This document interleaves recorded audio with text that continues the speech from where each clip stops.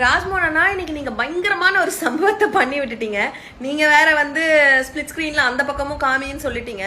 இப்போ உண்மையெல்லாம் வெளிப்பட்டுருச்சே, அவங்க என்னத்த பொய் சொல்ல போறாங்கன்னு தெரியலையே. இப்போ இல்ல, எனக்கு என்ன டவுட்னா, இது வந்து சட்டப்பேரவையா இல்ல கட்ட பஞ்சாயத்து கூட்டமா? எதுக்கு இப்படி எல்லாரும் வந்து ஒரு கருத்துனா நீங்க அதே இடத்துல நின்று உங்க கருத்தால மோதுங்க. அவங்க கருத்துல முரண்பாடு இருந்தா எழுந்து நின்று கருத்தால மோதுங்க. அதை விட்டுட்டு இந்த மாதிரி எல்லாம் பண்ணலாமா? அரசியல் ஜாம்பவான்கள்னு தன்னைத்தானே சொல்லிக்கிற இந்த கட்சிக்கு அந்த மாண்பெல்லாம் தெரியாம இருக்கிறது தான் ரொம்ப வேடிக்கையா இருக்கு.